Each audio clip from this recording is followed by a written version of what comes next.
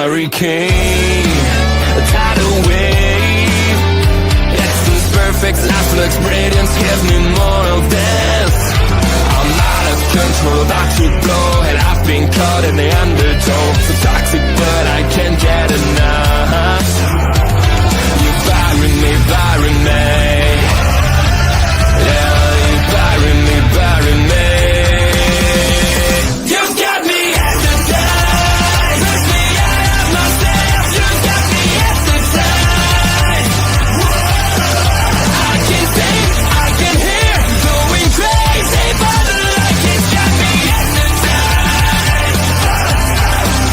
You've got me hypnotized. Get you out of my head again.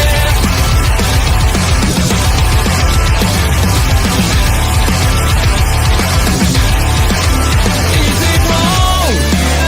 Is it right? It's like I've won my final war without a fight. I'm out of control, about to blow, and I've been caught in the undertow. So toxic, but I can't get enough. You're burying me, burying me. I know you're burying me, burying me. You've got me hypnotized. Push me out of myself. You've got me hypnotized. I can see, I can hear, going crazy for the light. It's got me hypnotized. You've got me hypnotized. Get you out of my head.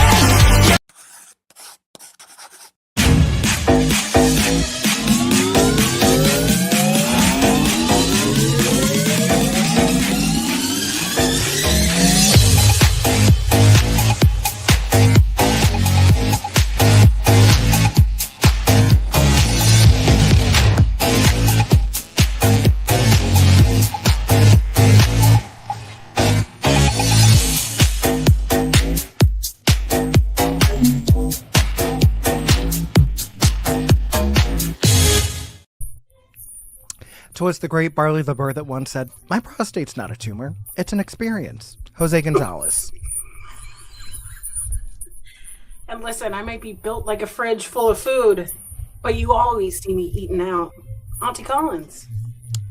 Yes, and of course, it wouldn't just be a special episode of the Mother Tuckin' Post Show Quarterly Check-In for Season 18 if we didn't call in some reinforcements. I mean, who better to get down to the nitty-gritty, the search for the lyrics that Kenya Pleaser does not know? We had to have ourselves a Wrestvestigation with the one, the only. Cresta Starr is here, people. Cresta, how are you?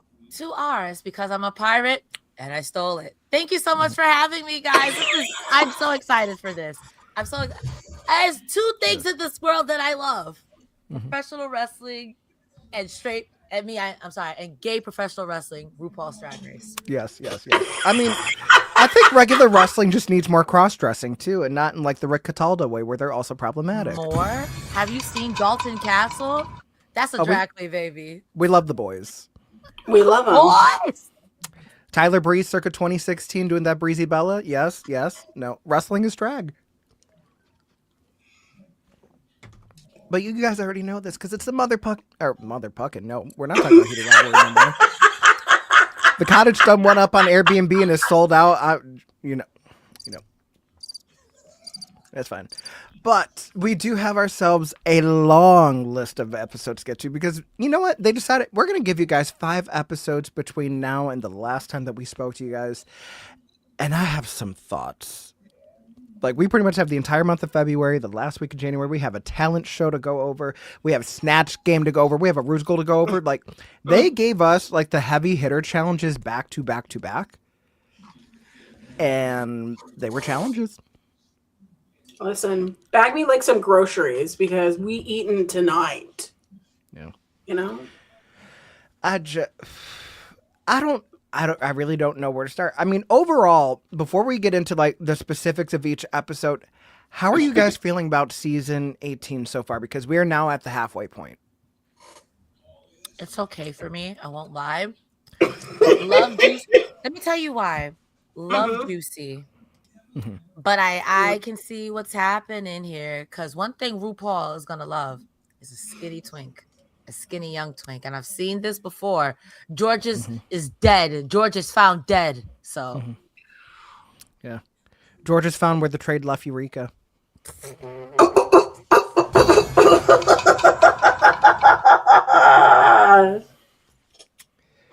That was shady. The way that I feel this season is like we need to dissolve some filler queens. You know what I mean? Yeah. I feel like the problem is just, and this isn't a read, it felt like for the longest, this season felt like it was a season of filler queens. Like, I know that season 17 was so loud and in your face because they were a much younger cast and they were a lot more catty and confrontational. But I feel like the bigger problem that I'm noticing here is just like, it feels like there's so many inconsistencies with the way not only like the season's being judged, but like the way that they're adapting certain critiques, like different benchmarks that would normally be a fault for a queen have now been turned into storylines that are keeping them in the competition. For example, why are we showing up to RuPaul's Drag Race not learning the songs you need to lip sync to? Like, why are you showing up to RuPaul's Drag Race and not knowing your Snatch Game character? You already done knowing that we're gonna do one of those. Wait, I'm glad you said this because before we get into like that topic, I have a piece of video stimulus from my dear friend Joey Mayberry, friend of the show, because he also was starting to feel some type of way about the lack of preparation these queens are coming through with when it comes to the whole not being prepared for Drag Race. Out to Joey Mayberry. Up to Drag Race. And how do you show up to Drag Race and not be prepared to do Drag Race? Like, legitimately, how do you do that? Because, like, that show's been on for, like, the lifespans of certain people. It's been on for 18 seasons. There's an international season, like, every 2 weeks. There's All-Stars. Like, there's plenty of material to plan for this. I'm gonna put my Mountain Dew down. Y'all, every other reality show that exists right now, Big Brother, Survivor, even Traitors, that's been on for like 3 seasons, people walk into these challenges and they're like, oh yeah, I saw that on a past season. I was prepared for it. Oh, they're probably going to do a secret murder. Things like that. But for Drag Race, you've still got people walking onto this show and being like, oh, I don't know how to sew. Oh, I didn't prepare a character for Snatch Game. What do you mean you didn't do that? Like, legit, if you're going to interview at McDonald's, would you walk in and be like, what's a French fry? Like, no, girlie, you wouldn't. But yeah, shout out to Patrick Starr. Not Yes. the artist, but yes. Joey Mayberry, as usual, he ate with that. It's just, it's been the same old song and dance, especially when it comes to Snatch Game, since season 2. It has been 17 years since Tatiana laid out the foundation with Britney Spears, since Pandora Box laid out the foundation with Carol Channing. I almost said Cheryl Canning. Mohara almost got me there, girl. But however, it's just, it would be different if, you know how they say in life there's 3 guarantees, death, taxes, and just debt, probably? I don't know. In Drag Race, there are 3 guarantees you have every season. A design challenge, a Snatch Game, and lip syncs. Of those 3 things, why are you not prepared? See, the roast, they're starting to do more annually, but there have been seasons where they had like different comedy challenges. So like, I can understand that. There's going to be a comedy improv challenge. Exactly. It's going to be. You know the formula. Why are you not preparing? Oh, wait a minute. Hold up. Zach Mentor's saying National Pancake Day. Well, shit. Let me get me a short stack. I love a good pancake. Wait. Listen, I love myself a short stack. Oh, I love pancakes. Although, side note, I finally went to Waffle House for the first time a couple weeks ago. I get the hype. I've never been, so I've never been either. I only went because I was in Kentucky and like we like made it like top priority to go, and then we had to rip off Malcolm by asking each other what our Waffle House orders was because that's what you do. Okay. Yeah, nothing. No chairs were thrown. No, it was broad daylight and the bitch was packed. I've heard that it doesn't matter if it's broad daylight or not. Well, I mean, this broad was not getting a chair to throw around, so it's fine. But, you know, it is what it is. I mean, it is what it is. It's like the perfect way to describe this season so far. Yeah. I want to know, has your front runner changed from the first episode? I feel like mine, it's either not that it changed, but it's definitely been solidified. Mm-hmm. For me, it's Mikey Meeks. Mikey Meeks is probably my number one. Jane Don't is my number two. I have it the other way around. Jane Don't is my number one. Mikey Meeks is my number two. And number three at this point is Juicy Love Dion, respectfully, because I feel like it has to be. She's getting the Roman Reigns treatment, respectfully. Like, there's only one other person I can think of who has did this, and that was Cameron Michaels, where you're just gonna have that girl lip sync her way to the top. You're not gonna win, but you like seeing her. You know. But the problem is that Juicy's already won challenges. Cameron didn't. So you ate that sound effect. You ate that. Cameron Michaels, we love you. We love your OnlyFans. Come on the show. What? Listen, I said my number three was Nene Coco, and I have not been disappointed. I feel like Nene's definitely still in the conversation to round out that top three, but I feel like it's just we're starting to see like people that we had as front runners getting chopped. I see Nene Coco as a tragic top fifth out. Her or Darlene Mitchell are going to be that. It was going to be Mia Starr, but when Mia Starr got chopped for Kenya Caesar, rigor mortis. Yeah. Oh my God, Nene Coco is going to be Alyssa on All Stars too. I mean, come on, let's go. I just hope that it's not on the anniversary of a family death like it was for Alyssa, but with her sister there. Okay. You know what? I mean, and none for Discord Adams. Bye. Yeah, no. Discord Adams could be a tragic fifth out because I don't know, man. The way that they're talking about her walk, at first I hated it, and I don't know. I've been converted. It's camp at this point. It's camp. I'm not saying it isn't camp, but I'm just saying like scoliosis drag only goes so far. Agreed. The drag isn't bad. It's not. Listen, it's not spectacular to me. In my opinion, doesn't matter. I'm not. All drag is valid. Yeah. However, not all drag is good. Think that if we're going to cook someone for not walking, I think Discord said it best. You over here, your walk, but then you're gonna put me in the bottom for my walk. So which one is it? Are you telling me you don't like it? Okay, help me work on it. Or you do like it because it makes me unique. So I'm of the mind that if you're gonna keep celebrating her for it, just give her the crown. If it's jokes, it's jokes. I don't know. I mean, the critiques that have been given during judging has been, you would have been top, but that walk. But then it's, hey, Michelle, have you noticed that, my walk is doing better? No. No. Because it hasn't. So if you're not willing to work on it, it's not like last season where like Susie Toot was given that one critique on her makeup and she was like, perfect, got it. Miss Susan Toot. I forgot about Miss Susan Toot. No, like the way that like forget. she did a 180 with her painting that season still needs to be commended. Because that was really the only crunchy thing about Susie's drag, for being real, was that paint. And then she got her beat together. And everybody hated her for it. Come on, Susie. Queen of She Done Already Done had hers. We love it. But I think it's time we when? Probably this coming season.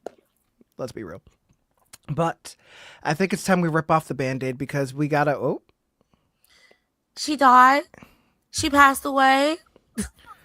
Oh, all right. Wendy Williams will always be favorite. Always. I always joke with my friends that they had to get Wendy Williams up out of here because if she was still around, we would know who everyone in those Epstein files are. She's like, did you see that he was in the files? Can't say I'm surprised. And she'd be trying to say Suzanne was in them too. You just know. Oh man, Wendy it Williams says right here. Suzanne, what were you doing on the island? She's like, I wasn't on the island. That's not what I heard. You was one of those redacted names. You know, you're one of the lucky ones. What just happened? I don't know. I don't know. The FCC tried to come for you. They won't let me be. I was thinking it too. No, if I'd have known any better, I'd say we were in the state of Kansas and they were trying to revoke your rights.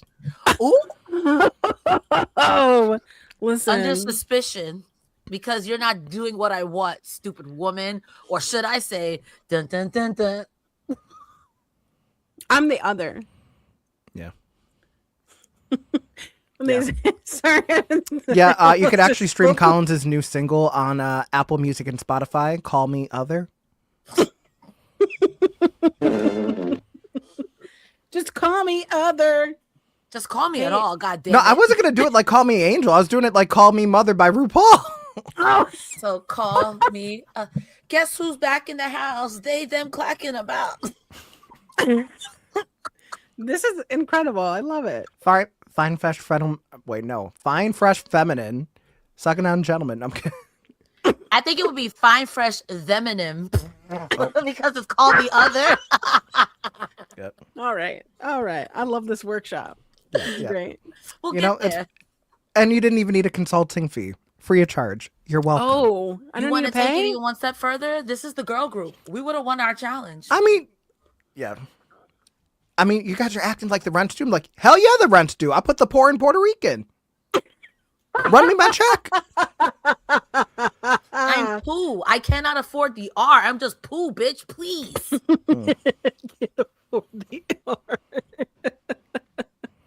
Well, that's because she put two of them in her last name. You know, you know. I stole it. You just take one R, so you're still Cresta Starr, but then you could be poor. You know. But, you know. Listen. That's fine. That's fine. Okay. Back to the actual drag race conversation of the Drag Race Review Show. I think we got to talk about the tomfoolery that is the Rate of Queen talent show. Spread over 2 weeks. I'm confused. Why is it so late in the competition? I feel like they're trying to play musical challenges because certain things have been pivoted around. Certain things still have not happened yet, which is kind of shocking to me. Like, how do we have 2 design challenges and we haven't had a ball yet? This doesn't even count as the ball. Like, we've had unconventional materials challenges, but we still haven't had a ball. Mm-hmm. And even if you want to get technical, I understand they're trying to spice up the snatch game. Didn't really care for this snatch game. And I think spicing it up when you still have a problem of people bombing the snatch game to the point where it's not even camp cringe. Maybe let's work on one problem. We'll get to snatch game in a little bit. But yes, Astrid. Hello, friend. Hi, Astrid.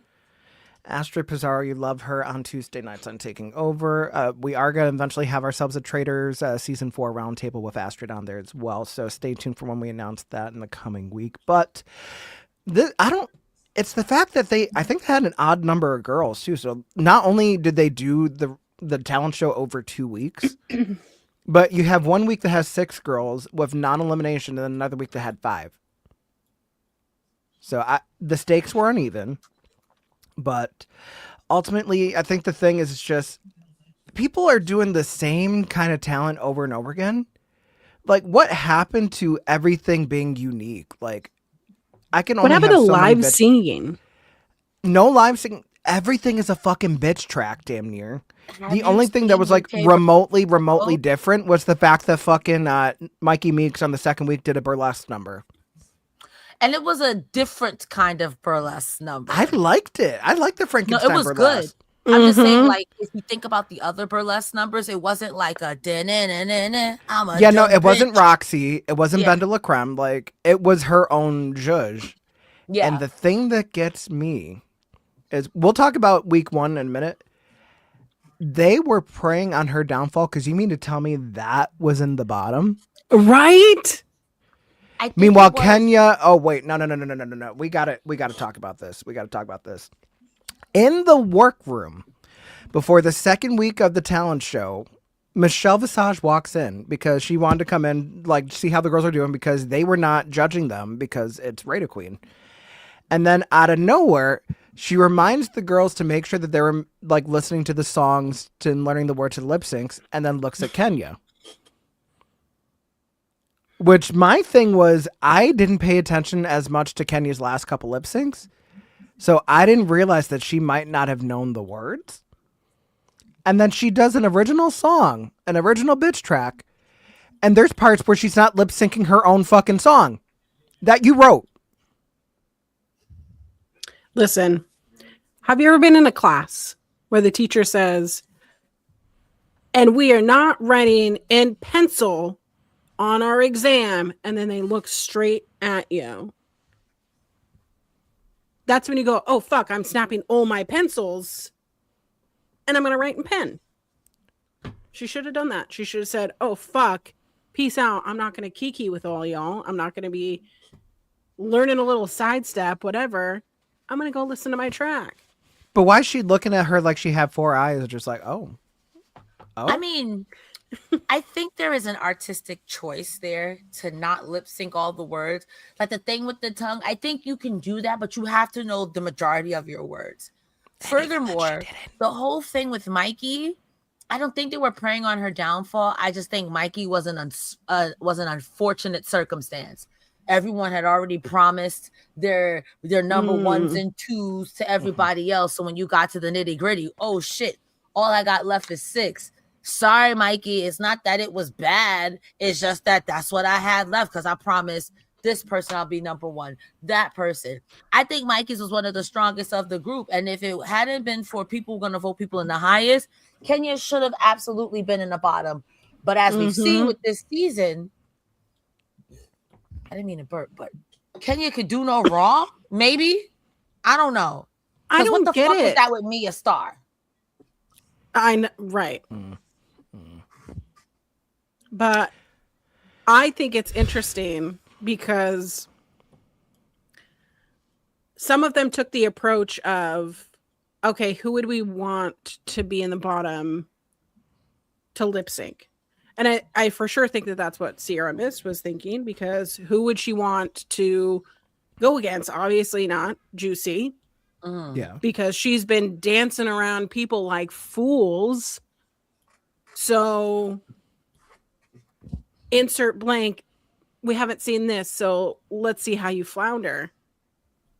And it didn't really go in Sierra Mist's favor. You know? Yeah, and like I will say, as far as like Sierra's talent too, if we're going back to week 1, I didn't hate the spoken word. I feel like if anything, it's just none of the talents were inherently that bad, aside from Kenya like dropping the words to her own lip sync. It's just the same old song and dance over and over again. Like we're grasping. Oh, actually, no, I lied. No, Darlene's was pretty bad. I didn't care for like the comedy that they did with like the Bob the Builder. You didn't like it? You don't like Bob the Builder? It was fine, but like it wasn't like anything Hey, where I feel like we all need a good screw. Come on. yeah. And then immediately my Snatch Game brain goes, she tightens the screw because we all love a tight screw. Ooh. Shut up. Kennedy Davenport, you'll always be famous. Nonsense. Multiple Foolishness. references to Kennedy Davenport. Now, after a long night of hooking, Trade didn't like the session, so he had gutted me and set me on fire. But you know I didn't die. I had crystallized. And now I'm a glamazon bitch ready for the runway. Y'all could that was an explanation. That was an explanation, you know, and y'all can't take me. I couldn't take her. She Kennedy got it. Davenport for Viola Van Horn and the Broadway version of Death Becomes Her Win. I thought you were gonna say Viola Davis. Almost got up and walked away. Now that is Viola Davis. Give me that big purse. Goodbye. Sorry, Lucci V. Viola Davis was the original big purse, not Kiana James.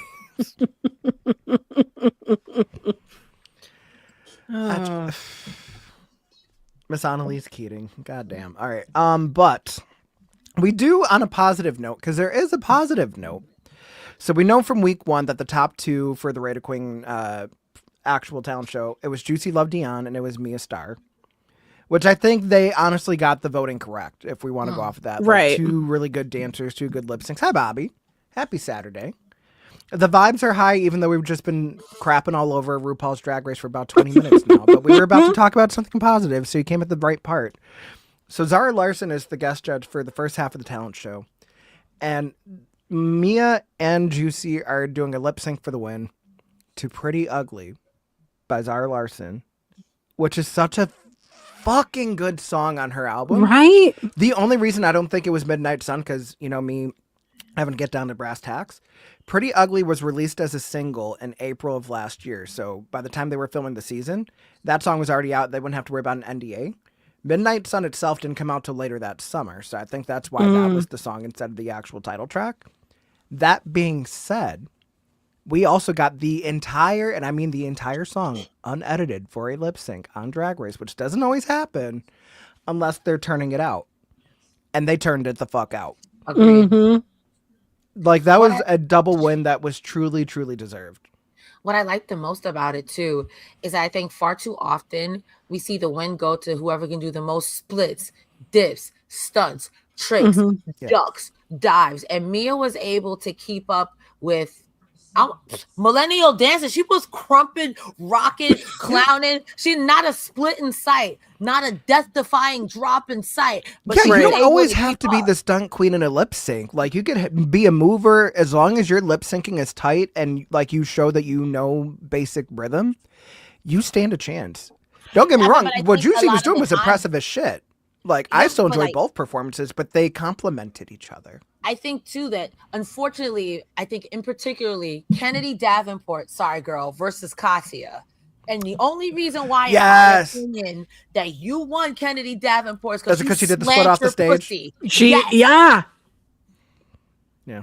I So- mean, I mean, that being said, though, Katia's look was pretty bad, though. So she deserved to be in the bottom, but that is such an underrated season 7 as a whole is such an underrated season. of Drag yeah, Race. Yes. we should do a rewatch. When you think about how many of, like, the greatest of all time drag queens came from that season, Trixie Mattel, Katia, Kennedy Davenport, lover or hater, Ginger Minge. And then you also get, like, the iconic, like, Pearl moment of, do I have something on my face? I can't wait to see how this turns out. Miss Fame not knowing, hey, how's your head? It's fine. Jasmine Masters, there's always time for a cocktail. Yo, Miss Kasha Davis will always be famous because whenever I I, fucking get love too this Kasha drunk, Davis. that's the first thing I say. Well, there's always time. No, Cresta, you're drunk. But there's always time. Well, yes. Yes. And oh, Sat on my balls. yeah. But I mean, we talk about Pearl in, like, that moment, but also we talk about the fact that Pearl had a fucking phenomenal snatch game as Big Ange that kind of gets lost in the whole, like, Little Richard and Adele of it all. Oh, Katia my Susie God. Orman was really good too. The I big forgot how Ange that she so did good. is rent free in my mind. It's like, yeah, I wasn't watching no Batman and fucking Robin. Okay, I had a rough childhood. And it also makes me kind of pissed that, like, we didn't end up seeing it for this snatch game because it was brought up in the know. workroom, which we'll get into shortly. But of course, not to be outdone by the first half of the talent show, which it absolutely was. We know that going into the second half, Sierra Miss had the least amount of votes for Rate of Queen in week 1. Mikey Meeks had the least amount of votes for Rate of Queen in week 2, so they are going to lip sync for their life. But before that, we have a lip sync for the win, because on the judges panel this week, our extra special guest judge, Amy Taylor, it is Athena Dion and Jane Don't who get the most votes out of the Rate of Queen, and they do a lip sync performance to Jerkin by Amy and the Sniffers. And I don't think that Athena won that one. I think that should have been Jane. I agree. Because what do you mean? What do you mean? Every time the camera panned over to What Jane do you Don't, mean? she was doing all the words, and even, like, I don't know what it's called other than, like, in Vacation Bible School, you would do Vocation Bible School is a deep cut. Tell me, wait, were you Catholic growing up, Collins? No, I was fundamentalist Christian. Okay, like, Cult. because I have a different vocation Bible school trauma. But it's like, Hallelujah. you know, they do hand motions. You know what I mean? Like as you're Yeah. singing the words, you're doing the hand motions, and that you see Praise that on TikTok dancing. now. Yeah, Yeah. that's what I was seeing with Jane, and I was like, yes, Jane is gonna get the win here because she's doing everything. And Amy the Sniffers is great to listen to, but that would not be my choice to, you know. Can I talk about some of these song choices? Because I have the unfortunate displeasure of watching this season and UK versus the world and the lip sync. Oh my God. Can we talk? Wait, what? No. Without getting to like who gets eliminated, can we talk about UK versus the fucking world in the big year 2026 in front of Will Poulter's fine ass doing a fucking Crazy Frog Axel F lip sync for your life? Yeah. It's the way What? that y'all are so lucky I'm reformed because I'm cishet scum. I almost said a slur because I was like, what the fuck is this? What do you mean, Crazy Frog? I can think of 98 other songs, spoken words for Crazy Frog. Crazy. And mind you, last season you did that other song that had like 5 things, just the chorus that would And then Global All Stars had the fucking Numa Numa song from the Muppets. But here's my thing. Here, I have a controversial yet brave statement. The Crazy Frog lip sync is better than some of the lip syncs that we've gotten on this season. I need that level of camp back in the fucking US lip syncs. I agree. They're not giving us camp songs anymore. No, because that lip sync was a mess too. I think what you're remembering from that lip sync is taking the best from a dire situation. The song was crap. The lip sync looked like people were having a stroke. I understand you did what you needed to do, but Crazy Frog, RuPaul, did you have a coffee enema? Crazy Frog? I'd rather you do Toku from Snow Nickelodeon, bro. What are we doing? But tell me why, the way that she said that, I could just imagine fucking That's So Raven. Do you carry a lunchbox? Did you take a coffee enema? Like, what? Crazy Frog? I would rather you do I'm blue. If I was green, I would die. At least there's lyrics. You really want the girls to go bum, bum, bum, bum, bum. No. You know what I need them to do now for the plot? I need them to do the fucking hamster dance. Hampton the hamster. Come on, just like, because at least there's like a spoken word. All right, everybody, now here we go. It's a brand new version of the dose. Like, I just need to know. Like, come on. Cotton Eye Joe is nice. And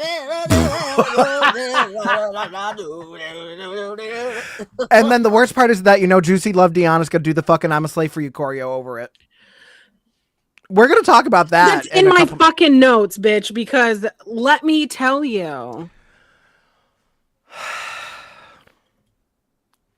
The moment I saw it, the boom, boom, boom. Time and place is all I'm gonna say. Time and place. But listen, it was we're on like a Britney tangent right now. We have to get to. So Athena wins the lip sync for the win. Whoop-de fucking do. I'm gonna have to Reddit on that one.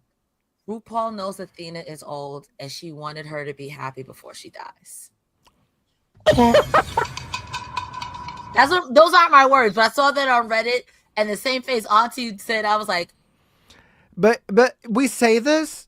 She had a funeral roast for Lady Bunny. So did she really? But Lady Bunny is eternally rotted. So will she ever die? I don't know. We're gonna need a hunt for the next Lady Bunny, like they did the hunt for the next Elvira. Goodbye, because that's Sherry Vaughn, but she's just as old. Shit, that might be Trixie Mattel in 10 years. Listen, that's gonna be a rotted elderly home. What is it called? Nursing home? Yeah. RuPaul School for Girls. Oh, they're gonna bring back Drag You. I love Drag You. Not too much on. I wanted to be on Drag You. Not too much. Raven, that's my ring. That's my ring. I can't believe you took it. That's the way she pulled her hair back was like, you don't see anything. I already see. It's mine now.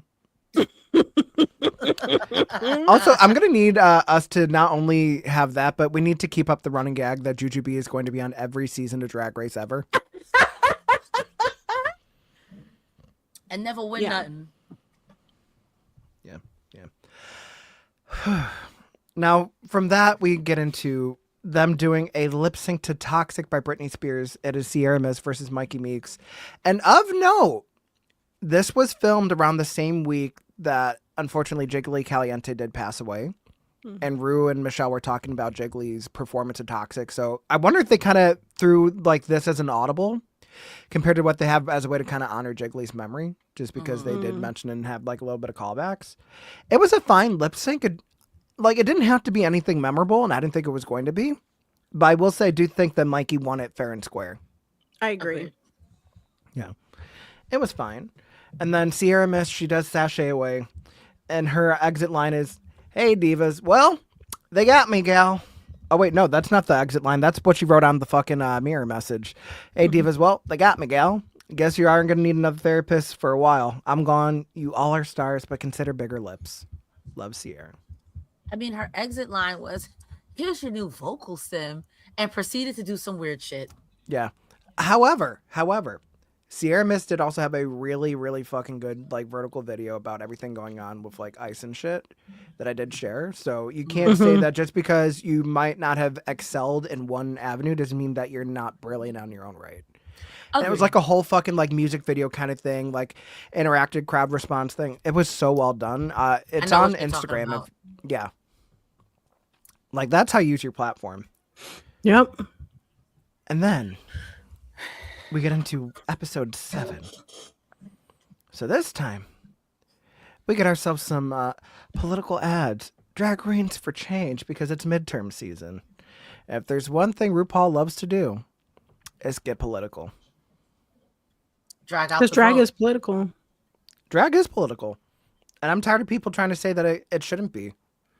Like, a lot of the media that you consume, whether you intend for it to be or not, is inherently political.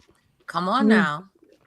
Everybody fucking like losing their minds over Wicked and then still letting what has happened happen.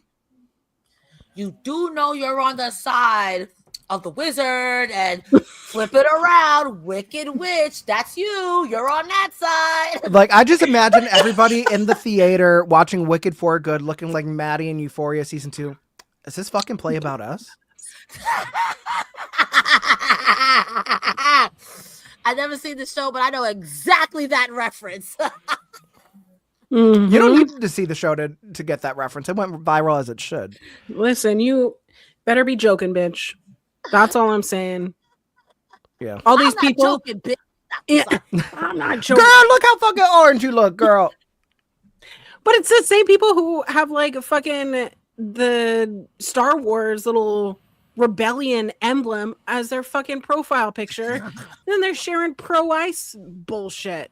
Bitch, you are the Republic. Yeah. Like, I did not grow up as a teenager with the Hunger Games trilogy to be living in Pan Am in 2026. Ain't that the truth?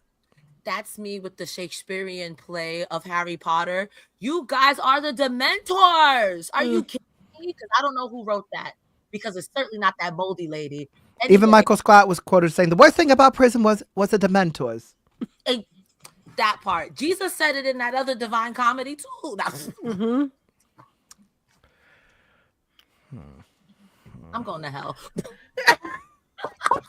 I'm right there with you in the trunk where I Hey, belong. You got to sin to be saved. I got my rosary right next to me. Not you gotta sin to be. That's up there with the higher the hair, the higher the Jesus. Hallelujah. Oh, Y'all thought I was kidding about this rosary. I had it right next to me. bitch. Santa Maria. That's Oh, Jesus. listen. I took all of those crosses out of my home. Yeah, no. They're gone. To each their own. Oh, right. But we do. Now, here's where it gets interesting. I think that we haven't had like a good commercial challenge in a while. So I think the fact that like we not only are trying to get them to brand themselves, but having a campaign This coincides more because when we're talking about like the prizes for this season, instead of it just being like getting a year supply of ABH cosmetics, they're going to have like an actual campaign with them and likely launch a product. Mm-hmm. So you have to be able to brand yourself. So I feel like this is like one of the rare cases where Drag Race does a relevant challenge. It's interesting you say that because I was rewatching the latest season of America's Next Top Model because I think I stopped. There was something in my brain. I just stopped at like season 14. Not sure. But one of my friends told me to watch the last season. And that was one thing that they really emphasized on is not only just their Instagram following, but is like, what is your brand? So when a brand partners with you, how do you correlate with them? Is it a seamless fix or is it fucking weird? Like Rob from Traders having a brand deal with fucking Sonic. Does that make sense? Probably not. But everybody's been getting a fucking works. Sonic brand deal. They've been capitalizing on what's popular with shows because you got Rob and Lisa Rinna doing it.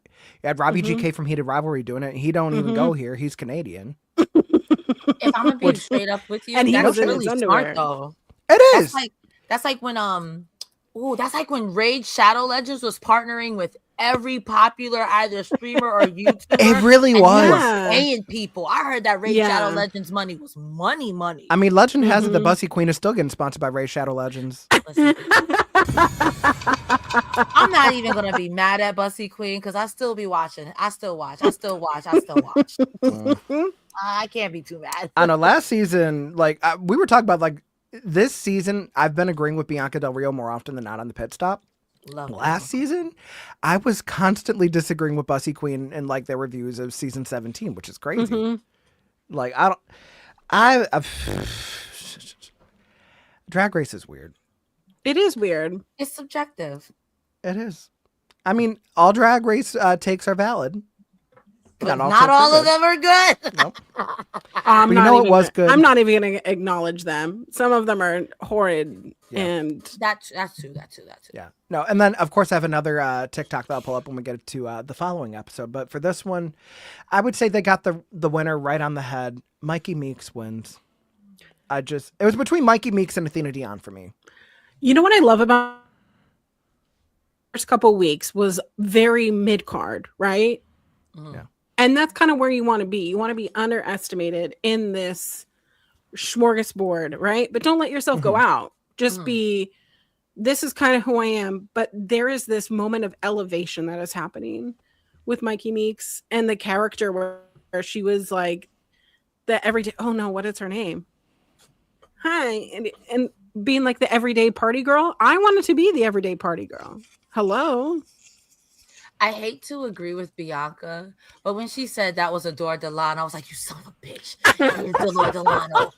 But it worked. It wasn't Adore on her nose, but like if she would have said party, I would have been like, yo, you got it. You got it. Yeah. You should have been Adore for such game. Oh my God, they could have been a door for the Snatch Game. Damn. Oh my God. Can we bring back doing other queens for Snatch Game if you do them well? Emphasis on if you do them well. They're funny. You now have to be just as funny. Like, I don't know if you guys have been looking at Athena's Instagram where she's been dressing up as Bianca Del Rio, and that's funny. But you can't be Bianca Del Rio and then not be funny or say her material and not have it work on it. We're gonna jump to Snatch Game in like 2 8 counts. I swear to God, because I have so many thoughts, and we'll get into like the what coulda, woulda, shoulda of it all. Shout out to Flo, but Mikey Meeks wins the challenge, and our bottom 2 for the week it is Juicy Love Dion and Vita Von Star, which yeah, I will say Agreed. I agree. It was hard just because Vita is someone that I thought was gonna go all the way. Same. But then you're one lip syncing to Juicy. And then 2, you're lip syncing to Houdini by Dua Lipa. We love Dua Peep. However, here's where I have issues. I don't care what the fuck y'all were doing in the workroom. I don't care who danced with who on stage where. Why are we inserting Britney Spears choreography to a Dua Peep song? I loved it. I fucking loved it. I hated it. Nope. Because here's the thing. No. Dula Peep, she is notoriously not known for her dancing. And if I want to do a mashup, why the fuck not? Boom, boom, boom. No, but here's where I take qualms with it, because with Don't Start Now and with Houdini, Dula Peep is known for her dancing because she tightened that shit up. She went back to artist development. She got her shit in order. She's moving on 2 and 4. However, if it was One Kiss, then that's when you pull out like, okay, I'm just going to do every other dance possible aside from just the... because that's all she was giving at the time. Houdini is not that girl. And then on top of that, you're going to have a song that is so fucking iconic, not only from the music video, not only from the VMAs, but like that is pop canon. Mm-hmm. And you're going to put that to some like, I can't believe she still kind of sounded like disco song. No. I took it as she was giving tribute to Mia Starr. That's what I took it as, because that's her baby. That's her boo. My baby. That's the only thing I could think of. But if I'm being real with you, maybe this is a hot take, but after a while, the stunts and tricks, I've seen enough. Mm-hmm. I will say Juicy won when she was doing that back handspring, but I was of the mind, send them both home. I've seen the splits already. I'm kind of, I'm bored. And I know that sounds mean to say, but I'm there's only so many times you could do the stunts and tricks before I'm like, can you do anything else? Insert Maya on the page. Wow. Because we talk about like, oh, the stunts are going to get stale and everything, and like you got to switch it up. Who was the queen that made sure that every fucking lip sync she did felt different from the last one and went the extra mile to make sure that she was serving something unique? The good Reverend Silky Nutmeg Ganache, All-Star 6. That fucking Lollapalooza episode will forever go down in history because of how fucking good every lip sync was and how different it was from each other. No, you're not wrong. If you have to lip sync 6 times in a row, how do you make sure they look like 6 different lip syncs? That's how. That's fair. You ate that. Yo, tens across the board. You ate that. Yeah. Thank you. But it is Vita that does sashay away. Sadly, I agree. Mm-hmm. I mean, it is sad. A moment of silence for that chandelier look, though. Oh. Can I just say, I have never seen a queen have such amazing skin in and out of drag. It's not fair. It's not fair. Because you think the more drag you do, the crunchier you're going to look out of drag. Mm-hmm. Because the wear and tear of it all. And there didn't need to be any Vaseline on that camera lens. I can't wait if Vita does come back for an all-star season, because you know that package is going to be. Ooh. The package it's just is going to be good. Find. But here's my thing. I know the All-Stars package is going to be fierce. However, I don't want it to be something where she's going to start commissioning everything. Like, have a couple that you might commission, but still try to make as many of the garments as you can. Because 1, drag has never been more expensive than it is right now. Agreed. Mm-hmm. And 2, part of what brought you to the dance and why you've been held in high regard is because of what you did on your design challenges. You know your point of view. You have the skills. Mm-hmm. Take the extra time. It'll be worth it in the end. Sure. And now we get into the bane of my existence. The Snatch Game of Love Island. As the notorious Love Island connoisseur here, when I saw that like the preview episode, I'm like, I'm actually excited for this. I love Love Island. I literally, when Love Island comes out, I was doing stream after stream after stream until fucking YouTube took me down. Anyways. Never seen Island. The only thing I know about Love Island is that Alandria was spawned by Venus herself, and everyone was giving crap to Huda. Then it turned out Huda was a racist, but no, Huda is not a racist. And then there was a conversation about why we let some brown girls be angry and not other brown girls, as long as they're mean to black girls. And I was like, you know what? Meanwhile, the whole time I'm seeing all this going on, I'm like, what did Huda Beauty do? Yo, that's me at first. Like, what did Huda Beauty do? No, but then I started digging around. Huda Beauty had ripped off Beauty Bakery years ago. Yeah. So she ain't exactly innocent. You didn't know this. that? No, I didn't. And then I forgot about it because Beauty Bakery went out of business. I'm like, fuck, that sucks. It was I all hate that to be that guy. Be beautiful right back. Someone's packaging. at my door. Oh, Ooh, Oh, ooh. Not a package at her door. listen, better at door than well. Go ahead, finish the thought. We could explain to Bobby what happened with the VOD. Yeah, I'm not gonna. I'm being on my best behavior today. We have company. I'm I'm wondering only what y'all did on rotted. Collins on the Rocks. So you're on your best behavior now. Listen, that was me being debaucherous. Okay, that was me with 2 shots of Kettle One in my my Yeah, I was drink. gonna say Kettle One vodka. Did you get it because it was good, or did you get it for the volume? I got it for the volume. Okay, fair. I just well, call me Krillin. I'm Planet Namek because I'm dead. Oh, that's why I said it. I saw the clip. You watched the interview. Yeah. Thank you. Mhm, Thank you know, you. it's like friends should support friends' content. oh my And god. it also happens that the content is good, so you do it organically. Yeah. Listen, can I tell you though? I watched your traders video. With, by the way, how did you get them? So Shirley I've known for years because wrestling. Okay. But Josh, I ended up just like following him last year around like getting into the traders. And I popped on one of his lives like, oh yeah, no, like I've been rooting for Nikki throughout this. And then I brought up like, oh yeah, no, like I'm wrestling. I was like, oh my God, I'm going to follow Yeah, you back because because I love y'all wrestling. talked about Nikki. Yeah. And then like it ended up just working out where like I enjoy his content a lot and he agreed to do it. Because originally I was going to try to do this back in January when the season started, but he was in LA doing like other stuff. So when I pitched him like, hey, I want to have you on. And then I was talking to Shirley separately. I'm like, if I do this, I want you on as well. Because it feels like a collab that you two should have already had by now.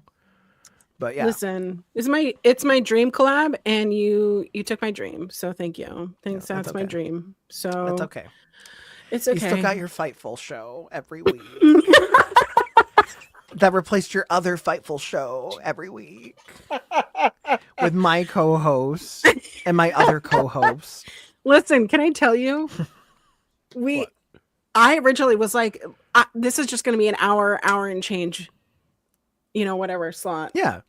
We be going over 2 hours sometimes. You We don't running even- long? Never. my apologies, y'all. I'm so sorry about You that. were good. You were good. That was me yesterday. Me running long. Am I queer? I mean, does a bear shit in the woods? I don't know. But okay, so we're getting back to the whole Snatch game of it all. Here's my biggest qualm, and I'm gonna sound like a boomer when I say this. Mm-hmm. I'm a Snatch game traditionalist. Pardon me. Give me the original Traditionalist. format. I want Okay. match game style.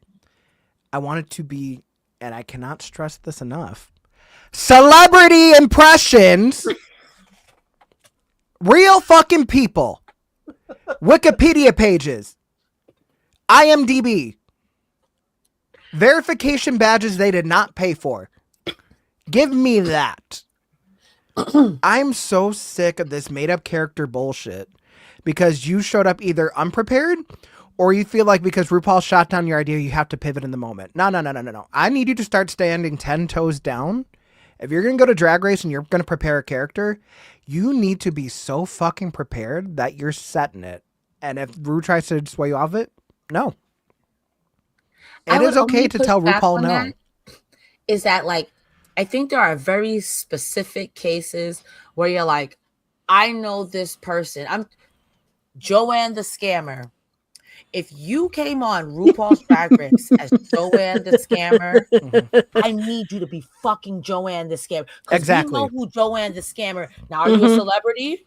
Maybe. Probably not. But if you came on, I was like, where's my money? And I know who Joanne the Scammer is. That's acceptable. Even when Gigi Good You did the could do robot, internet personalities because fucking Candy Muse did Patrick Starr. Not well, but she did it. not well.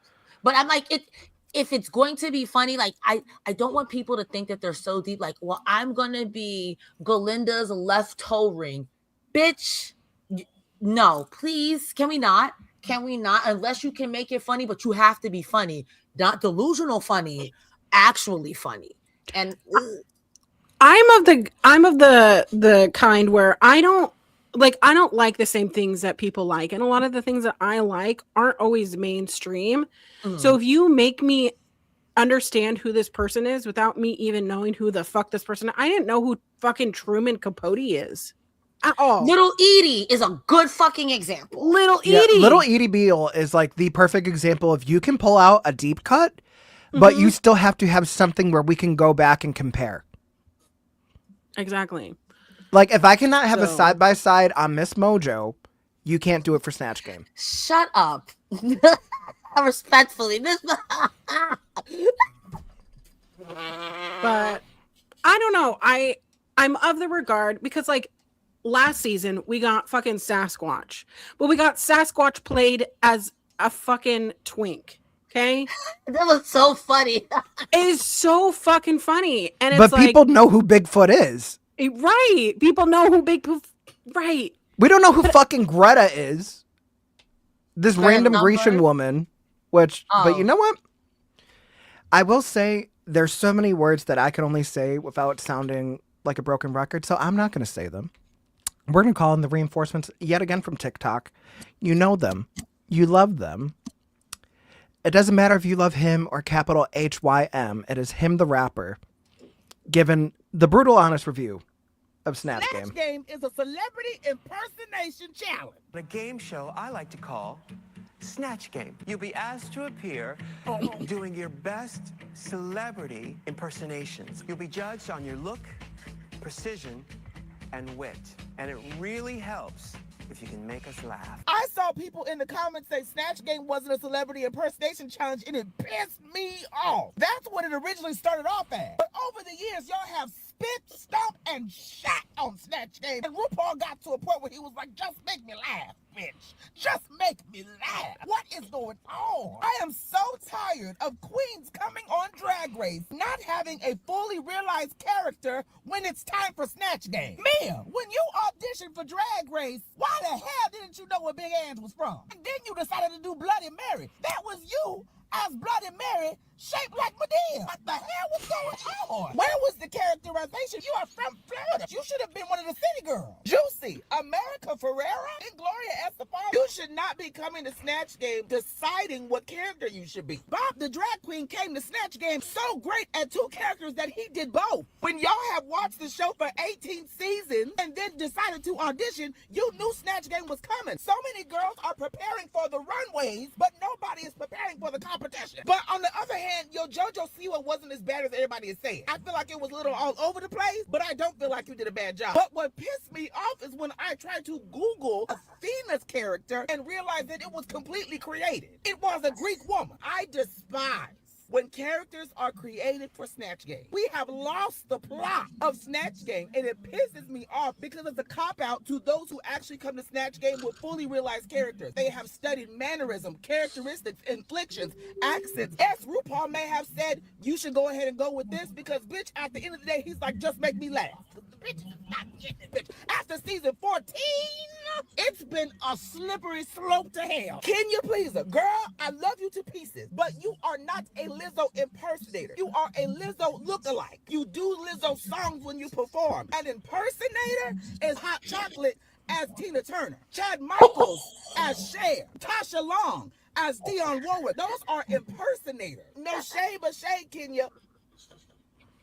Oh my God, bitch. Every time Snatch Game come on, I want to fart out loud. I want to fart out loud in public, bitch, because it's more entertaining. Those of you who are saying that Snatch Game is just an acting challenge, it is not. It is under the bracket of acting, but it is a celebrity impersonation challenge. And you're probably wondering, why are you yelling? Because I'm pissed off. I'm so mad I could spit. I used to love Snatch Game, but I just want them to take it off the air. Just take it off, bitch. Let them do something else. No shade, but bring back Snatch Game shade. Yep. I have something to say. My name is Jasmine Masters, and I have something to say. Ooh, wait a minute, hold on. There we go. The floor It recognizes really- Cresta Starr. It really went downhill, and you could tell the death of Snatch Game. The cough that started it was Evie Oddly season with that horrible fucking Whoopi Goldberg and Brooklyn Heights as that horrible Celine Dion. The COVID of it all was when oh my god, when Little John won and everybody else was in the Yeah, that was bottom. season 14. Everyone was woefully unprepared. The other problem is when you have someone, you brought up Bob, who's so good at two, you then have people who try to think outside of the box to be so clever. And again, I point back to Gigi Good during the pandemic. It was great. That robot was funny. But the she's robot also clever. existed. But she's also clever. Not everyone is that clever. You could do Satan looking at old girl with the split title win. But here's she the was other thing.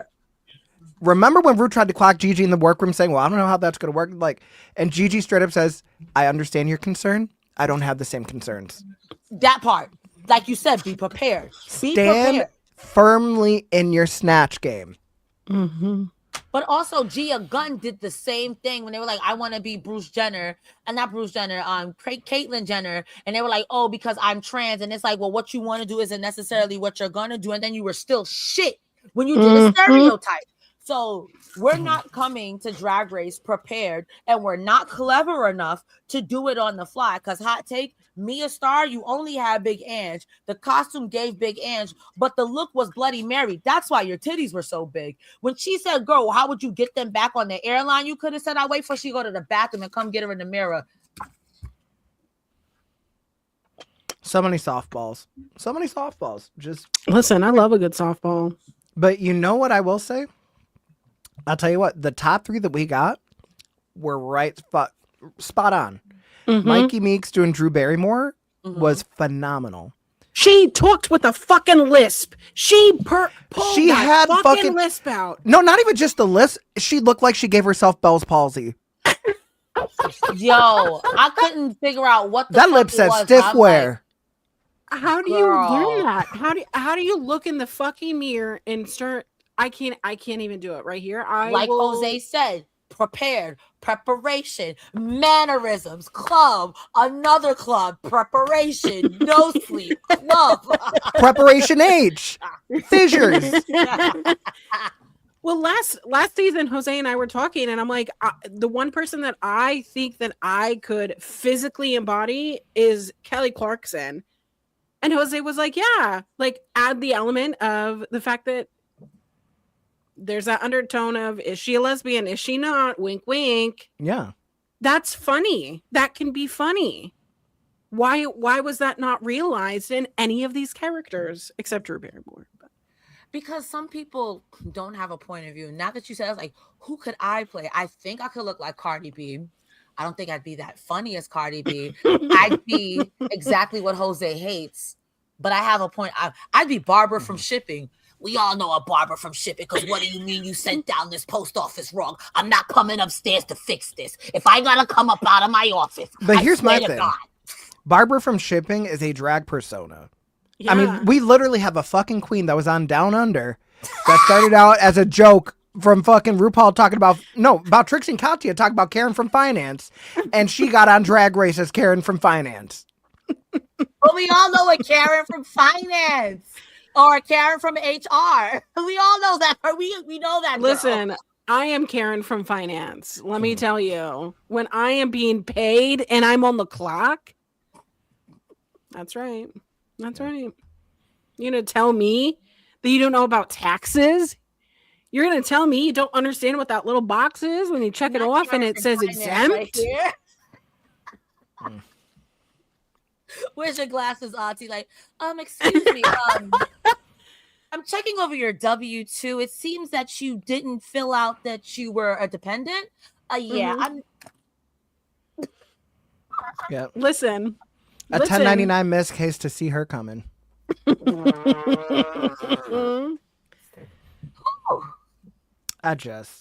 But I mean, no, we have a really good Drew Barrymore and Mikey Meeks. David Attenborough as done by Nene Coco. I thought that was very good too. Like, I'm all for like an intellectual Snatch Game. as long as you still deliver on a punchline. Nene did that. I thought Truman Capote, Jane Don't was brilliant throughout the whole thing. Had no idea who the fuck that person is. Same. No idea. Yeah. Now Hilarious. here's my thing. Do I think that Discord did bad as the Pope? Absolutely not. However, it should have been a specific Pope. You could have done Chicago Pope. Like, attach it to a legit Pope, and it takes it to the next level. But just, like, the concept of a Pope, I feel like that's probably why you weren't in the top 3, because it's not a true impersonation. It's just I a don't like the manifestation. prosthetics either. I loved it. Wait a minute. Am I in Bizarro land right now? I like the prosthetics, too. I liked it. She looked like she was straight out of Lazy Town. It reminded me of a certain person during All Stars. Miss, I've blocked her on all social media, so I don't have to think about her. Mistress? Mm-hmm. You said her name. I can't say it. I see that point of view. I see Jose's point of view. Only reason why I disagree with making a specific Pope, I could see how people could get offended by that, especially with the conversation around queer people in this chicken shit country, this chicken shit gig America right now. So I could see that. Lazy Town, I'm scream, scrump. I thought it was hilarious. I thought Discord won that. I really thought Discord won that. I thought it was hilarious. The funniest out the bunch. The only thing funnier is when Mikey looked at Kenya and Kenya was like, "But do you have real love?" Yes, Lizzo.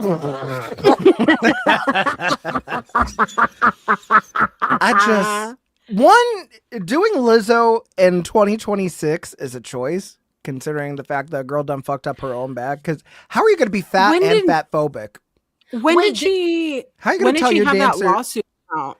It was like lawsuit end of I thought was 2024, acquitted. beginning of 2025. Like, how are you going to have your dancers in fucking Amsterdam having to put fruit up their punani to entertain you? Like, girl. I thought she was acquitted of that in 2020, the end of 2025, because it showed out that the dancers lied. And what it really was is they went to a burlesque and it was like a sex show in Amsterdam, and the girls were trying to get money. I 'Cause I've gotta been look up seeing that and a see lot. where the Like, state am of I the trial is. wrong? I thought thought a she was different acquitted. thing got acquitted, but there was another trial that's still waiting to go to arbitration. So I don't know. I think it's an interesting thing to say, though, that we hear about the allegations and we never hear Yeah. about the results. Exactly. Only if And- they found guilty do we hear about the results. Right. And I mean, thoughts about Lizzo aside, there was a point in time when Lizzo first came on the scene that for me in Fat Liberation was very tete-a-tete, is very like affirming to myself. Oh, Like, I agree. someone- I loved Lizzo down, and then like you Mhm. start to hear these stories, like, okay, I'm gonna walk it back a little bit. Mhm. But And it's also now- just crazy to hear like a lot of that was really a facade for the sake of branding Right. yourself. But like it was the whole thing that when she first came out, she was saying that there were football players in her fucking DMs. And honestly, I believe it because I believe it too. Me too. lots of people love fat people on the down low, but in person, they want to be these fat phobic. Literally look at Samira on TikTok and look at her comment section. Every goddamn video. Mhm. Oh, that part. You may not agree with her with everything, and Right. that's okay. Yeah. But to tell her that you specifically disagree with her because she's fat or whatever other Exactly. epithet Right. you want to say, I'm just proves her a- point. ML. But it's a thing of doing a character that is like Lizzo Has was a this- loud character, and you still Right. didn't even do that. Like, all you did was not just even make a fly her horny. fart compared to Yeah. it. It was. I don't understand how you can make Lizzo, even if it's fat Lizzo, make that character boring as shit. Yeah. And then on top of that too, if you're gonna try to like make her horny and everything, and then you also like have the prop gag of the flute, Yeah. I'm going to shove that fruit somewhere. That flute.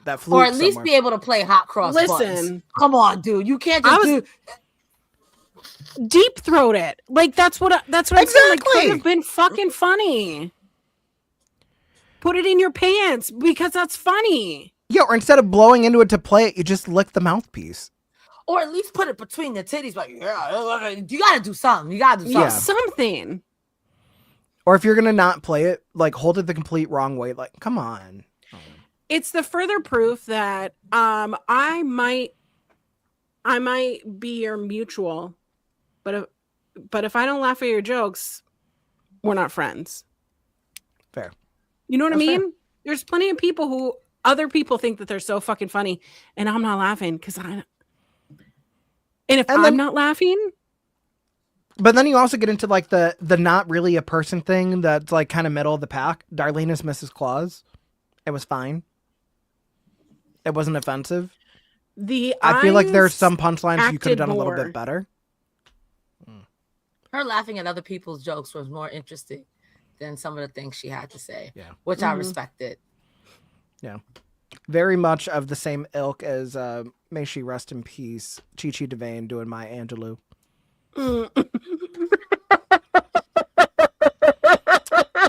Maya spelled MYA like the singer. Not the poet. But still. Okay, but Maya Angelou as a singer, like as a Maya as Maya Maya is Maya It's after Angelou. midnight and she's on your phone saying come over because she's all alone. I could tell it was your ex by your tone. Why is she calling now after so long? What is it that she wants? What is it that she needs? That's funny as shit. No, but then you gotta have her like looking like she's in the fucking music video. Like, give her a broom. Goodbye. I fucking love Case of the X. I'm sorry. Case of the X is like one of the best songs of the 2000s. Argue with the wall. Ah, shit.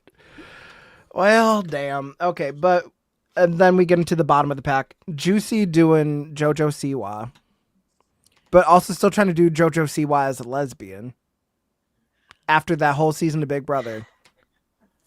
Can I tell you, the funniest parts of JoJo Siwa are the cringe parts.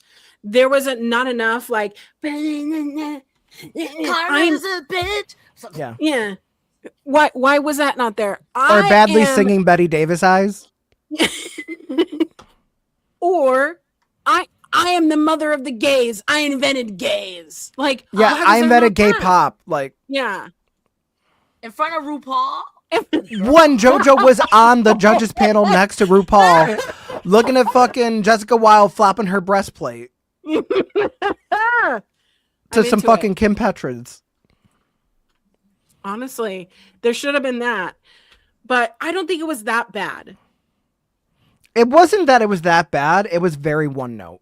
It was like watching 2 TikToks on her and be like, I know this character. I'll take it. That's really what people be doing for Snatch Game now. It's like you watch like a YouTube video. It's like, I got it. Her character in Snatch Game was the same character she played for that environmental thing. Just with a raspy voice. It was the same character. Clock it. Honestly, my autistic ass could never. I'd be watching 300 documentaries. I would be listening to the sounds as I go to sleep. Full You method. would be JoJo Siwa by the time the show started. I would be like Austin Butler when he became Elvis. Like, that would be me. Yeah, you know what it is? Like, this is day 1 of me watching Heated Rivalry. This is day 7 of me watching Heated Rivalry. This is day 30 of me watching Heated Rivalry. Oh my God. I am not ready for when that is going to be part of RuPaul Drag Race timeline. We need a really hot, like a mini Wang to do it. We need a hot drag queen to do that. Can we get more international queens on an actual All-Star season? Like, no more global All-Stars. Bring them to the States. Handle the fucking visas. I want to see like a real, like what it means to have All-Stars. Absolutely. Which is ironic because Canada's about to do their own All-Stars and they had Priyanka and Jimbo on the judges panel with Brooklyn Heights. I will be watching that. Anything that Jimbo does, I want to be slathered in cream and ready for it. Case of the X definitely could be played on repeat for the rest of the day, as it should be. You're welcome, Mel Something Ball. about Jimbo. I'm kind of over Jimbo. What? Same. Jimbo got the Roman Reigns treatment, especially in that second. No. season Jimbo got of the All- Super Cena treatment. Yes. Yes, and she was cool on Canada's Drag Race. Yeah. She came for the first season of All Stars where they definitely wanted her to win, and she got eliminated. When she got on the third season and everyone was quitting, I'm like, I would quit too. You're making it very obvious that Jimbo's gonna win. Well, not only just that, but do you think they only put her on All Stars because she got like the fucking Manila treatment on UK versus the World?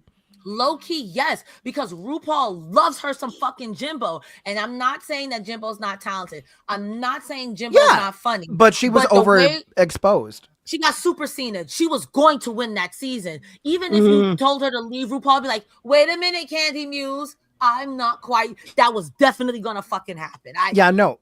Jimbo is the super Cena to Ginger Minge's Roman Reigns. Fuck. Yo, goodbye. Okay. I said what I said. And we believe you. Yeah. Tell me when he's telling lies. I'll tell you a joke, but I won't tell you a lie. I'll take it one step further for you, Auntie. I mean, where's the lie? I mean, let's ask the audience. Clap if you can't. Clap if she should suffer. Clap if you're against it. Yeah. But yes, no, I mean, but it's safe to say Bloody Mary absolutely was in the bottom. Lizzo absolutely was in the bottom. Jodeci was absolutely in the bottom. A rare occasion where the judging and the critiques were spot on. I do want to circle back because it was a couple weeks ago where Michelle fucking called someone's look costumey, but in a positive way, as if she didn't ream Aja a new asshole on All Stars 10 for looking costumey in a makeover challenge where they're dressed as fucking pixies. You did not like Aja, and I wish you would just say that. Exactly. Like, not every queen is for every person. That also goes for the judges. I get it. It's true. It's true, though. We talked about this already. Yeah. We did. But now we get into the bottom two. It is Kenya Pleaser. It is Mia Starr, which I think they got right. And they lip sync to Head Over Heels. And I just... You know what? It's time to throw in my own TikTok into the ring because I've already ranted about it before. I'm going to rant just one more time with past footage. Can I just say I'm glad that we're not doing our quarterly check-in for the Mother Talking Post show until next week? Because if we had to do it this week after that episode, I mean, the Snatch Game ended up being okay. I hate the format, not the point. But you mean to tell me that you have made a storyline of the season, Kenya doesn't know the words to lip syncs. She's in the bottom, rightfully so. Against Mia, also rightfully so. Again, doesn't know the words to the lip syncs, has crunchy stunts, and she wins the lip sync over someone that has a better track record than her, someone who's a better dancer than her, and someone who knew the words of the song.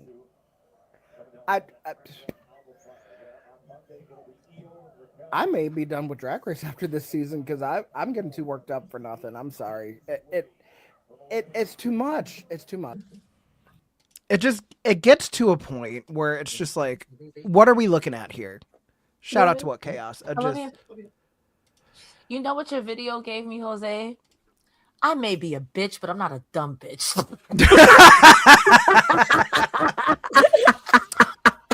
and is. That was good. I'll say it like I said in the comments. The gentleman from Buffalo has the floor here because I may have been born at night, but I wasn't born last night. You're not wrong. You are. Like, I know I always use this clip, but you know, like that one meme of Rashonda Leah's from TikTok where she's in front of the board? This is a road. And then you're going to go up here, turn left. And right here, this is where you had me fucked up at. Right here in this place. Very that. Exactly. I'm sorry, go ahead. No, I was just saying exactly. I have a theory as to why RuPaul kept her over Mia Starr. And no matter how I try to figure it out, it doesn't sit right with me. My one theory is we had to break up that Dion, a love alliance because it was too much. Now- Now, all three of them together. And my other theory is, well, I just got rid of the other black girl. Surely I can't get rid of the last black girl. Yikes. Maybe I should have casted more. I don't want people to say RuPaul the racist is back. But also, maybe RuPaul liked that donkey kick that she was doing. Those are the theories that I have. None of those sit right with me because I would like to believe that RuPaul, whether you've had one or two black girls or not, if you suck, you suck.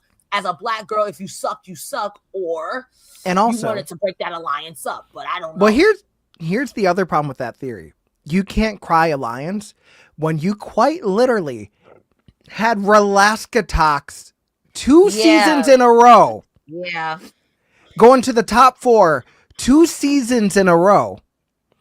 On a season where Roxy Andrews was in the bottom 6, 7 fucking times Rides her and never body got up. eliminated. No.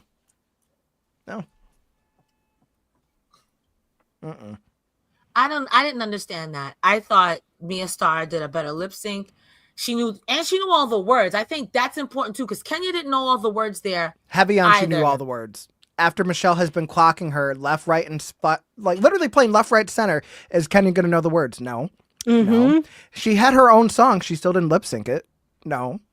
If that's your biggest criticism, is that you don't know all the fucking words, that is the reason we are critiquing you today at this here RuPaul's Drag Race, and then they don't fucking do jack shit about it. Bitch. Like, there's We're no bizarro, reason bro. in season 18 of RuPaul's Drag Race that you have a queen on there when it comes to lip syncing. She can't rub her stomach and pat her head at the same time. Like, what are we doing here? Shit. Oh, I can do it. I can't. I'm stupid. Oh, I'm doing it. I'm doing it, Peter. But here's the thing. If you're going to be Well stupid, done, make it your Mama. thing. You know what I mean? Darlene Mitchell. Darlene Mitchell doesn't know how to tease a fucking rat's nest from a bee's nest. But baby, I'm gonna get on that stage and I'm gonna talk like this. And, And I'm going to talk like this. Also, Perfect. low-key traded the season. There we go. No, yeah. Honestly, made a fan out of me. Because you know what? I love a dumb bitch. Yeah. Same. I love it. I mean, we talk about dumb bitches. We were literally singing the praises of Georges a little while ago. Talking about Adore Delano She's- a little while ago. Queen Georges dumb is bitch. just dumb bitch, but in like travel size. You know? But Yes, here's Like, that's all what I love. also, we're going to get into episode 9 in a second, but how are we at the halfway point of the season and we have not had the fucking reading challenge yet? I'm gonna be real with you. A lot of these girls are dyslexic. I don't even want it.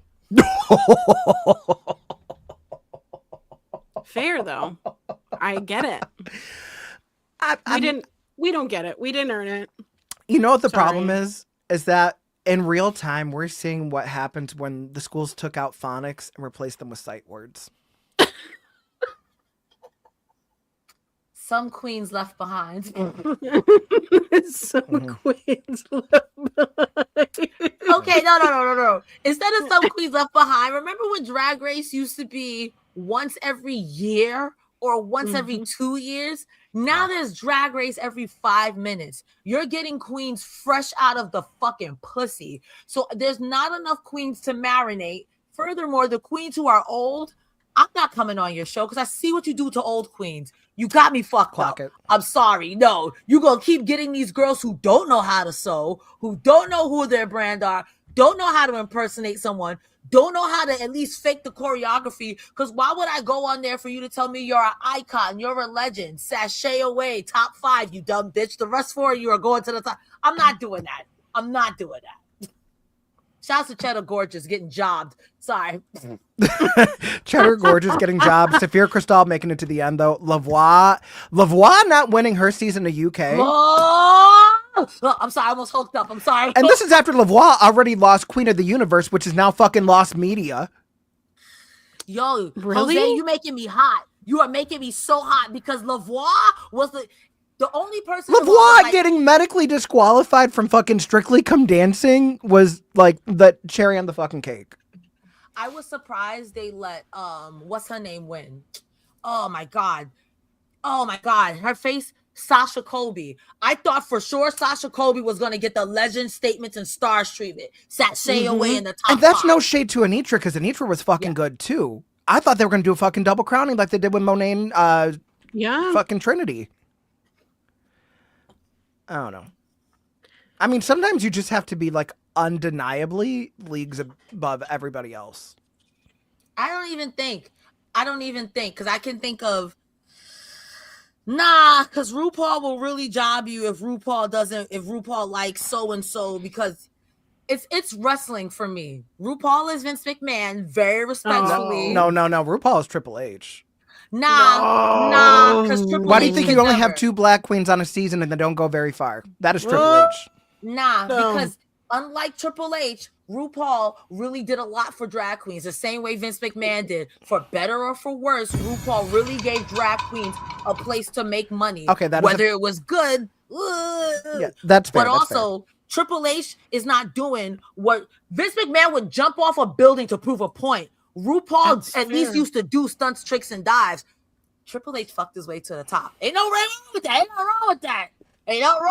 But he's fucking on his back for his money. So what does that make the Triple H of Drag Race then? Is it Michelle or is it Raven? That would be Raven, because at least Michelle knew who the fuck. Yeah. Poor Delta Work. Getting the China treatment. No. All right, I'm leaving. That is so. Do you want to see me take a break? Because I think you want to see me take a break. Not Delta Work as China. You ate that. There's no food, no crumbs. Save some for us. Holy shit. Jeez. Yeah. Cresta, do you see what I deal with? Jeez. My flabbers, gasted mouth agape. Amongst other things, agape. No, that's a rosebud. Oh, that's disgusting. That's disgusting. I apologize. A reminder that the show is not only pro-choice, we're pro-lapse. Lapse of judgment, more like it. Which brings us back to Michelle Visage.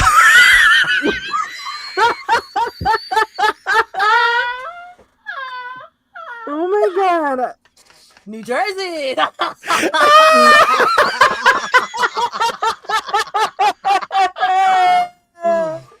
This might be the most rotted episode we've ever had, and I don't care. I'm laughing my actual titties off. Oh, laughter is medicine in the best way. We needed it after how this season's going. God damn. Amen. This isn't the worst season, but it's not the worst season, but it's so frustratingly mid. Yeah. Mm-hmm. Like, they have the ingredients to make something good. They just got the wrong person in the fucking kitchen. Everyone just got on chef outfits or like this. Yeah. Wait, what is that show? The hell? No. Was that competition where the guy put the, I don't remember names. He put the sandwich, the That's pieces Hell's of bread. Kitchen. That's Hell's Kitchen. That is that's Hell's Kitchen. Okay. Gordon Ramsay, the idiot sandwich. Yeah, idiot also, sandwich. speaking of stupid fucking Snatch Game characters are made up. Fucking Anitra doing Gorgenia Ramsay.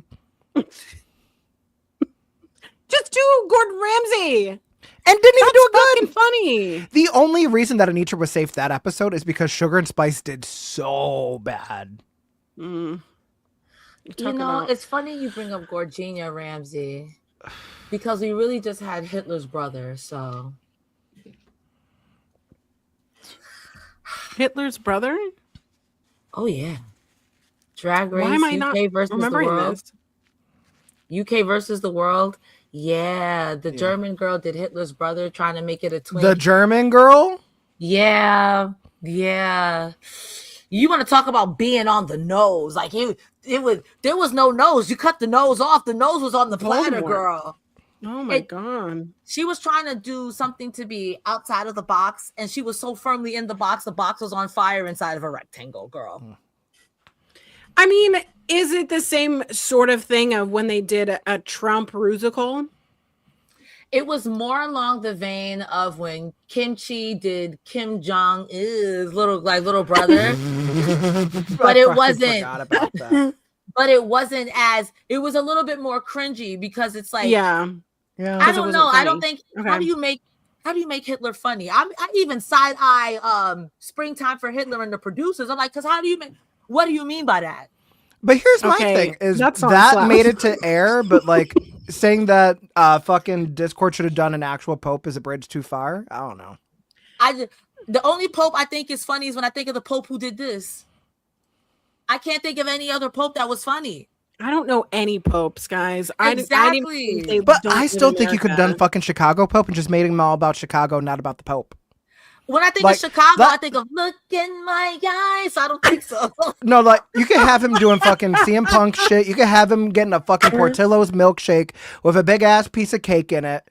Like you can talk about how they dyed the river green. Like I'm just passing out One condoms gay with is gonna holes in know them. about CM Punk. you could take a shot at fucking Nation Lopez at Roscoe's. Like come on, getting flued out, getting The day that'll flued live in out infamy. to do a fucking Roscoe's viewing party. Nation Like, I'm Lopez will sorry, always but, be like, famous. We're wasting that much money on a queen that adds nothing to the actual viewing experience when you have so many talented queens from Chicago that have won. Keyword won Won. in Not too RuPaul's much Drag on Race. Not too much on Nation Lopez. Not too much, because I think we always need that one girl who's she's Willem. She's Willem. Just Oh, that's why they get disqualified. Like gotta Nisha is there literally because they need someone from the show there. Batty Davis could do it alone if we want to go there. I love Nation Okay, Lopez. I'm sorry. so back to episode 9. We're gonna keep this brief because we have a hard out, and we're gonna start going home as they say in wrestling. Fanny the Rusical. It was fine. I don't think any Rusical they do is ever gonna top Wig Loose. I'm sorry.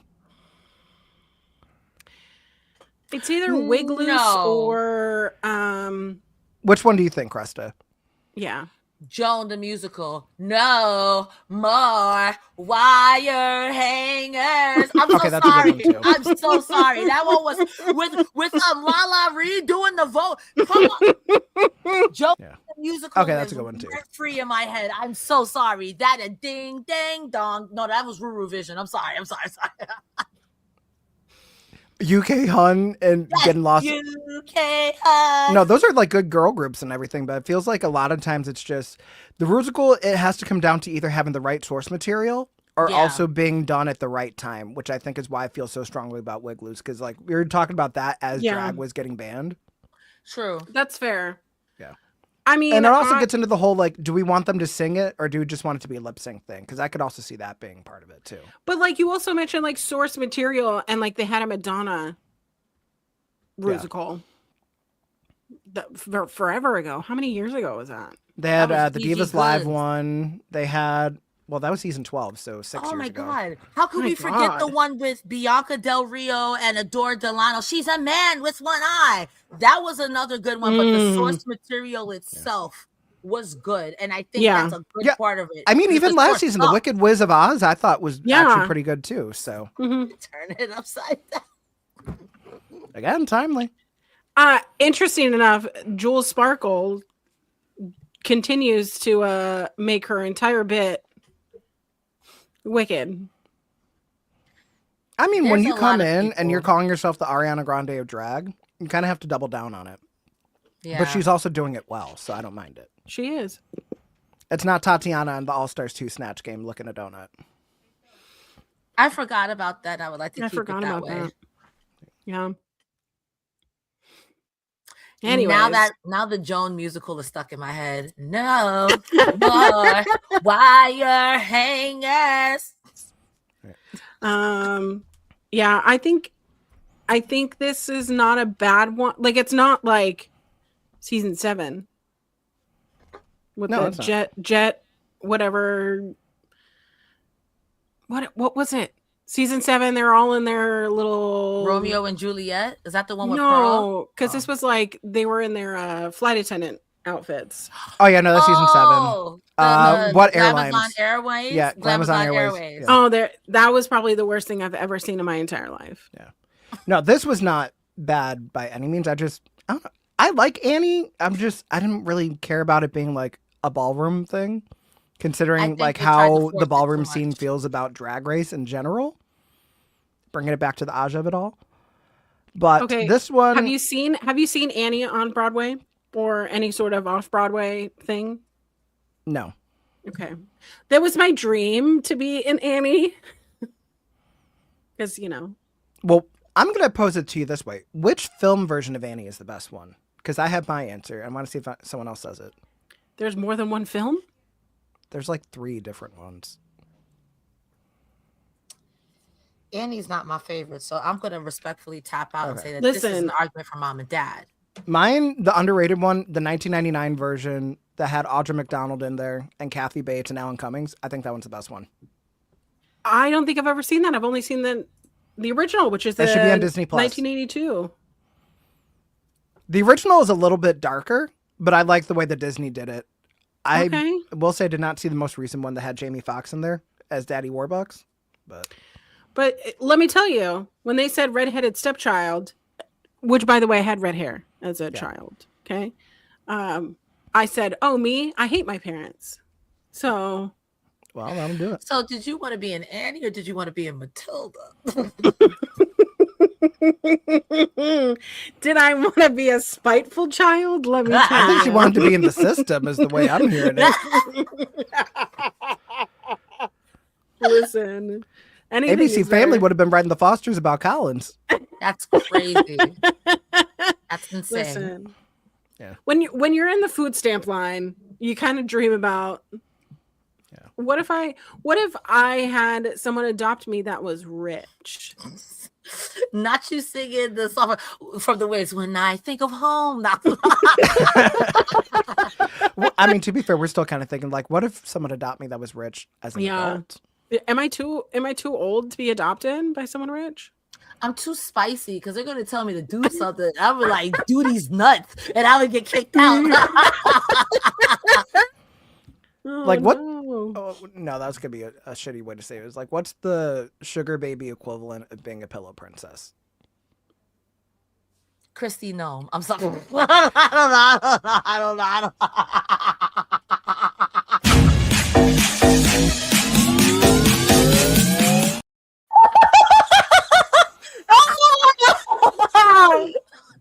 Okay, but you're not wrong.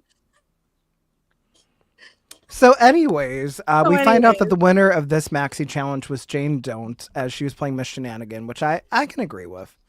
I thought Jane did great. I feel like, considering like the way that certain roles were being distributed, some were better than others. But I would say if it wasn't Jane, it should have been Mikey Meeks. Agreed. Because she actually did a good job as the lead. As someone who, my local queer bar over here called Queer Bar, having Jane Don't basically be this character whenever they do little numbers, I liked it. It didn't feel like I've seen it before. But I don't know. I have a kind of thought about Jane Don't, which this was the first time I've ever seen Jane Don't that I went, oh, okay. Can we see something else? But maybe that's just me. I could see that because she's kind of, when I think of the clown in that commercial, I could see this being that clown on off hours. So I get what you're saying. Yeah, I got it. I don't know if I'm biased though, because I've seen this character before for years. Yeah, for me, as someone that has only really seen Jane this season, I didn't think anything of it. But I can understand you having like similar fatigue that I might have from this franchise from seeing it for so many years. So yeah, no, that's a valid critique. That's valid. The bottom two we do end up getting is Athena Dion, who is Mama Big Bucks, which they gave this to Athena on a silver fucking platter to be the drag mother, the house mother, and she's still underdelivered. Like, bitch, that's you. I don't agree with that. I think this was exactly what it needed to be. I'm sorry, Nene, Coco, and Discord would have been in the bottom. Honestly, I agree. I don't remember what they did. I had Discord in my bottom. And maybe Darlene, because Darlene was not, like, when it came down to, like, the actual dancing, Darlene did not look good. Yeah. I didn't mind Darlene because I understood you were playing the dog, and I think you did exactly what you needed to do. I might even put you in my top 3, but then that's clownery.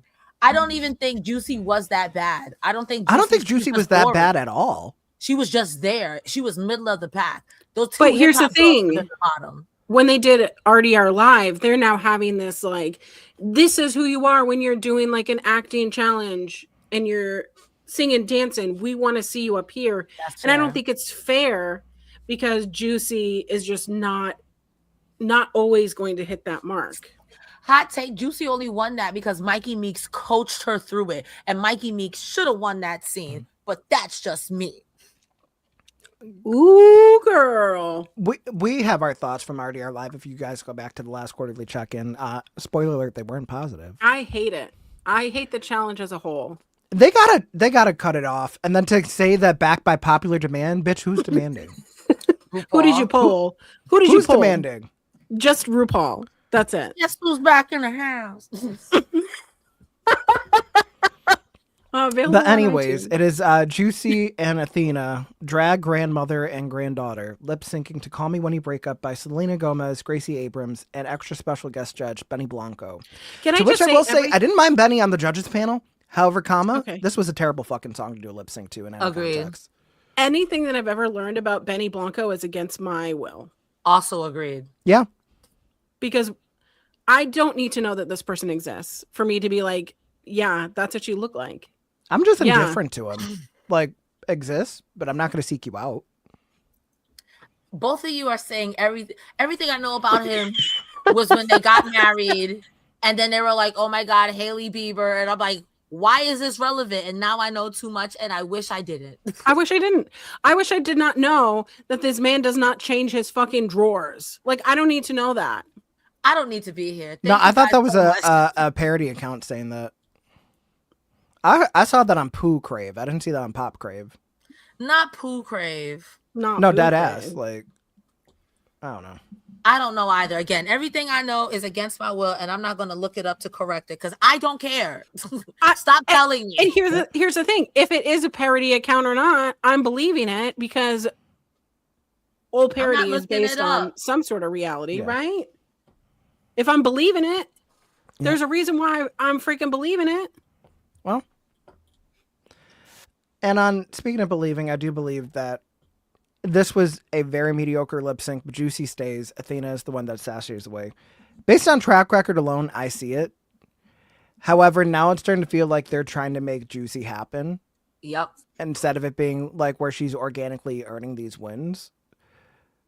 Like, I don't know. I feel like the other shoe's going to drop on Juicy, and it's going to be sad. Athena also, in my opinion, gave up. Yeah. Yeah. Absolutely she did. Although, to be fair, if I'm up against Juicy in a lip sync, here's the keys to the Porsche, goodbye. That's not the point, though. Like, show that you want to stay. And I don't care if it's at the expense of someone in your drag family. The point being is that, especially if you're the matriarch of this drag family, you have to show them where they came from. Yes. Listen, not to bring it all out, John Cena, but he was the man that said never give up. But not even that was not no fucking Cena Gunther. Like, I'm saying, I'll put it to you this way. Look at Carrie Colby on how she did on her season versus how Sasha Colby did on her season. Ooh. That's what I expect. If you're going to be the head of a drag family, I expect that. Agreed. Like Jose said, if you are the mother, show people from whence they came.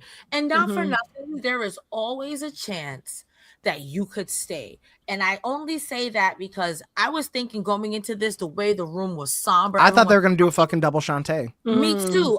I automatically think of, I'm in the corner watching you kiss her.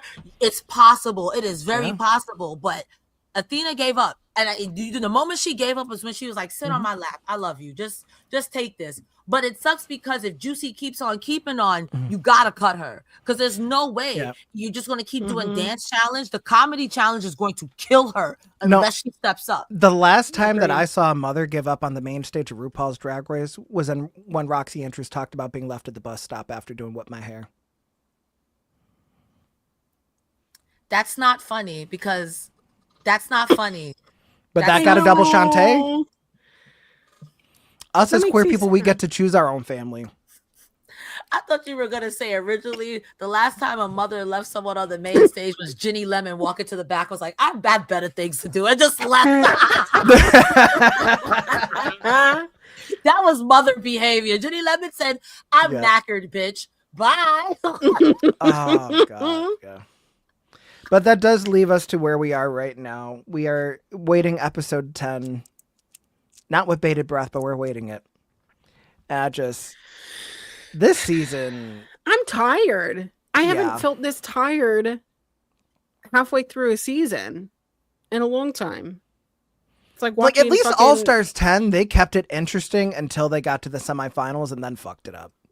Yeah, the group stages were annoying, but the group stages were very interesting because Bosco. Right. Oops, sorry. Oh, I'm sorry. You can continue to talk about Bosco. Continue to talk about the love of my life. I'm gay. And also not even just that, but also the fact that we had someone like a fucking Nicole Paige Brooks get a whole nother life again by coming back on this show and giving us exactly what she gave us before. And I love it. Yo, because girls like Nicole Paige Brooks and God help From y'all Atlanta, if Andy Georgia. Brown ever gets back on this fucking show. You girls, I've been watching RuPaul's Drag Race since the Vaseline was on the screen. And these girls used to give it to each other and these judges and RuPaul. Okay? So I don't think Tammy Brown would ever be allowed back in the competition, but you know who I want to see let on this show? Who? And I want to see them give exactly what they've always gave. Who? Miss Mamshi. Mamshi. Oh my God. I want fucking mall drag. The second coming The of Rebecca pedestrian. Glasscock herself.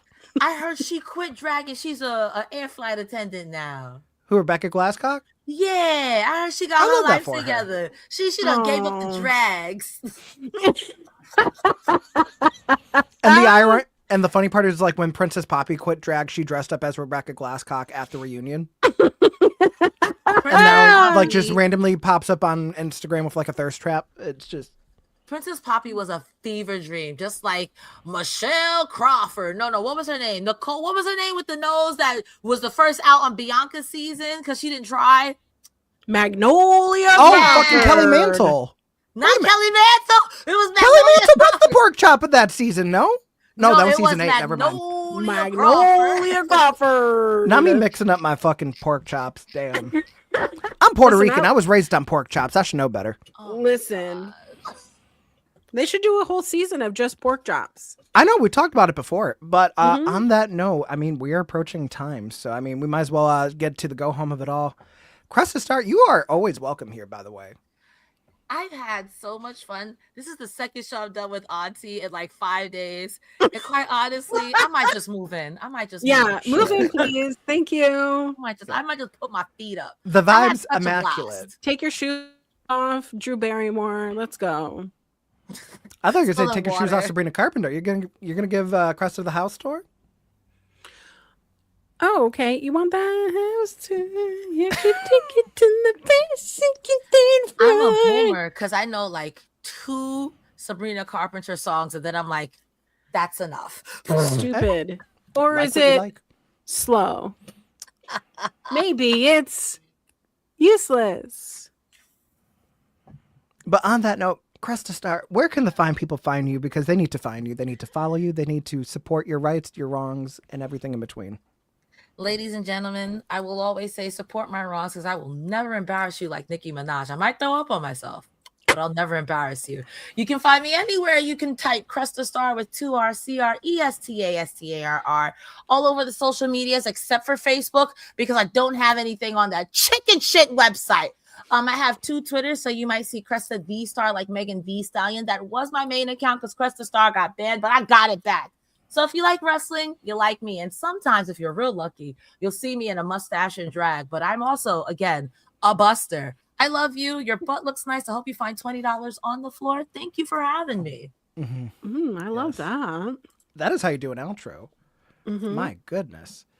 Great show as always. Thank you, Bobby. Yeah, no, this was one of our, I think one of our favorite episodes just from the Bobby Absolutely. Line.